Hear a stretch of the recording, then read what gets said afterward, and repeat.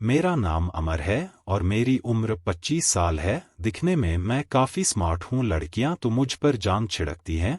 जो भी लड़की जब भाभी मुझे एक बार देख ले मेरे प्यार के लिए तरसने लगती है। मैं देहरादून का रहने वाला हूँ और मेरा गांव गनौर में है। कुछ टाइम पहले की बात है, मेरी कंपनी के मैनेजर ने अपने बंगले पर एक शानदार पार्टी दी। उसमें मुझे भी जाना था। बड़ी रौनक थी पार्टी में, एक से बढ़कर एक लोग पार्टी में शामिल हो रहे थे। थोड़ी देर में मेरी नज़र एक काफ़ी अमीर आदमी पर पड़ी जो अपनी पत्नी के साथ लोगों से मिल रहा था। वह आदमी 40 से 45 साल का होगा और उसकी बीवी स्वर्ग की अप्सरा से कम नहीं लग रही थी। वह औरत मेरी तरफ काफी ध्यान से देख रही थी, बार बार मुझे ही देख रही थी। उसकी और मेरी नज़र बार बार एक हो रही थी। उसके शरीर की बनावट देख रहा था कि उसको भगवान ने काफी समय देकर बनाया होगा। बहुत सुंदर थी वो। उसका कद 5 फुट 6 इंच होगा, रंग गोरा और फिगर का क्या कहूँ, वह तो देखने लायक था। और उसको देखते ही मेरे अंदर हलचल मचने लगी। उसने ब्लैक कलर की ड्रेस पहन रखी थी जिसमें वह किसी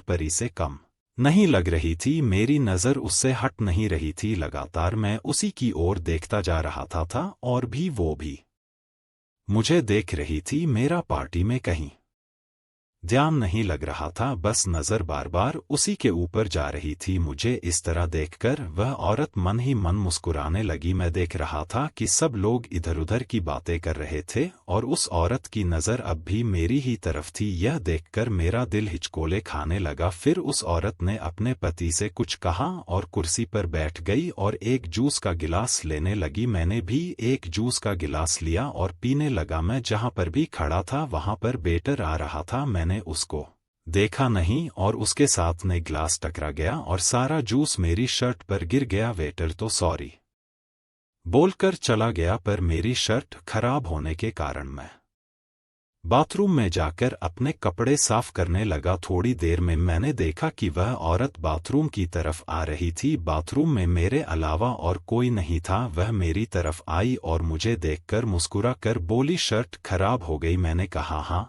वह वेटर ने जूस गिरा दिया तो वह हंसते हुए बोली, थोड़ा ध्यान अपने ऊपर भी रखना चाहिए। इतना कहकर वह मुस्कुराने लगी। मैंने सोचा कि यह मुझे लाइन दे रही है तो मैंने उससे पूछा, पार्टी से बोर हो गई हो क्या आप? उसने ने कहा नहीं तो। और फिर अचानक वह मेरे बारे में पूछने लगी। मैंने उसे अपने बारे में बताया। फिर मैंने उसको उसके बारे में पूछा तो उसने अपना नाम प्रीति बताया और यह भी बताया कि उसके पति उसको प्यार से प्रीत पुकारती हैं।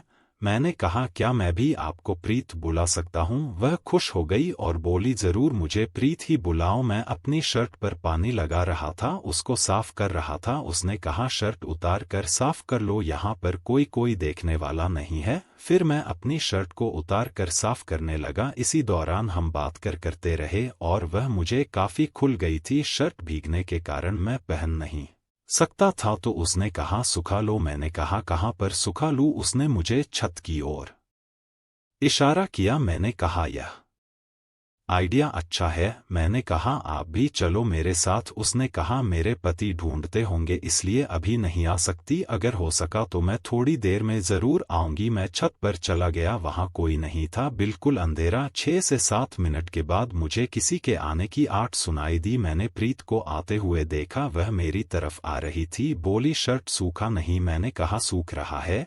वह इतनी खूबसूरत लग रही थी कि मेरे ऊपर काबू रखना मुश्किल हो रहा था। हम लोग बातें करने लगे, इतने में मुझसे उसका हाथ छू गया तो मैंने उसको सॉरी बोला। वह बोली सॉरी क्यों बोले, इसमें शर्माने की क्या बात है? मैं तुरंत ही दूर हट गया कि उसने हरी झंडी दिखा दी है। मैं समझ गया कि यह प्रीत काफी चुलबुली है। इससे पहले कि हम दोनों के बीच में कुछ होता, इतने में ही उसके फोन की घंटी बजने लगी। वह अचानक चौंक पड़ी और देखने लगी। बोली इस गधे को भी अभी इसी वक्त फोन करना था। वह काफी गुस्से से भर गई थी और फोन रिसीव करके बोली आती हूँ, और मुझे बोली जाना होगा, मेरे पति जा रहे हैं। और फिर उसने मेरा मोबाइल नंबर अपना नंबर डायल कर लिया और कहा मैं तुम्हें कल फोन करूंगी और तुम्हें हाल में ही आना होगा। इतना कहकर वह बाय बोलकर निकल गई। इतने में मेरी शर्ट भी सूख चुकी थी। मैं भी शर्ट पहनकर नीचे आ गया। फिर मैंने पार्टी में खाना खाया और घर आकर सोने की कोशिश करने लगा और नींद कहाँ से आने वाली थी। आंखों में वही प्रीत शोक हसीना दिखाई दे रही थी। फिर मैं उसको याद करके सो गया। दूसरे दिन ऑफिस चला गया और ऑफिस में काम करने की वजह से टाइम पास हो गया। तकरीबन शाम को 8 बजे मेरे मोबाइल पर घंटी बजी और नंबर दूसरा था। मैंने हेलो बोला तो सामने सीधा जवाब आया, कैसे हो। मैंने जवाब दिया कि मैं आवाज पहचान गया था। उसने पूछा तुम क्या कर रहे हो। मैंने कहा ऑफिस में हूं। उसने कहा क्या तुम मुझे अभी मिल सकते हो। मैंने कहा हाँ क्यों नहीं, कहाँ पर आऊं। उसने मुझे एक पता दिया और बोली तुम वहां पर खड़े रहना, मैं तुम्हें लेने आ जाऊंगी। मैंने कहा ठीक है। मैं ऑफिस से छुट्टी ली और उस पति पर जाकर उसका इंतजार करने लगा। थोड़ी देर में वह कार लेकर आई। उसने मुझे शायद सीट पर बैठने का इशारा किया। फिर वो खुद ड्राइव करके शहर से बाहर एक शांत जगह पर ले गई। उसी का फार्म हाउस लग रहा था, बहुत ही शानदार बना हुआ था और सुनसान था। प्रीत ने फार्म हाउस के अंदर गाड़ी रोक दी, बंगले का गेट खोला और मुझे अंदर आने के लिए कहा। उसने दरवाजा बंद कर लिया तो मैंने पूछा हम कहाँ पर आए हैं। तो उसने बताया यह फार्म हाउस मेरी सहेली का है और यहाँ पर कोई आता जाता नहीं है। और बोली हम लोग यहाँ पर बिल्कुल अकेले हैं, तुम किस सोच में पड़ गए। मैंने कहा कुछ नहीं, बोलो चलो अंदर चलते हैं। मैं उसका हाथ पकड़कर फार्म हाउस के अंदर चला गया। मैं बेडरूम में जैसे ही गया मेरे तो होश उड़ गए। क्या बेडरूम था, मानो ऐसा लग रहा था कि जैसे किसी राजमहल में हूं। मैंने प्रीत से पूछा तुम्हारे हस्बैंड के साथ तुम्हारा कैसा रिश्ता है, क्या वह तुम्हें प्यार नहीं करता। प्रीत ने बताया हमारी अरेंज मैरिज हुई थी, मुझे अपना हस्बैंड बिल्कुल भी पसंद नहीं है। उसके पास दौलत शोहरत सब कुछ है और वह रोमांटिक नहीं है। वो बहुत अमीर घर की लड़की हूं और मेरी दिल की तमन्ना थी कि मेरे हस्बैंड बहुत ही रोमांटिक हो, लेकिन हुआ इसका उल्टा। मेरा हस्बैंड बहुत ही बोरिंग इंसान है। वह हमेशा हर वक्त अपने बिजनेस और कारोबार के बारे में सोचता रहता है, मुझ पर तो ध्यान ही नहीं देता। इसलिए मैं अपनी सहेलियों के साथ मिलकर नए नए दोस्त बनाती रहती हूं। इतना कहकर वो मेरी और बोली क्या यह सारी बातें करने के लिए आए हैं मेरे साथ यहाँ पर। इस तरह की बातों से मैं बोर हो जाती हूँ। मैंने कहा आज की शाम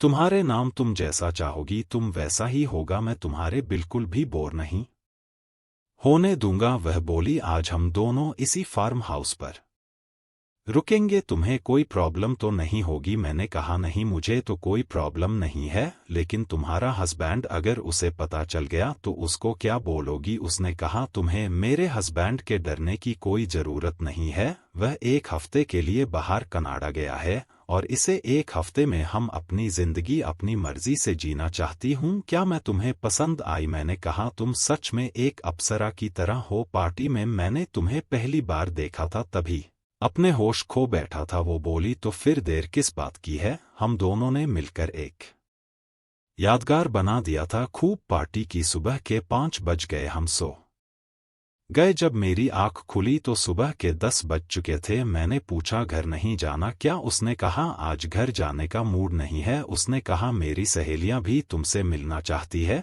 तो मैंने कहा मोस्ट वेलकम। फिर मुझे मेरे घर के पास अपनी गाड़ी से छोड़ दिया और फिर 1 हफ्ते बाद लगातार शाम तो वो मुझे लेने आती रही। सुबह को मेरे पास करके बस बाहर छोड़कर चली जाती थी। मेरी जिंदगी के वो 7 दिन मुझे हमेशा याद रहेंगे।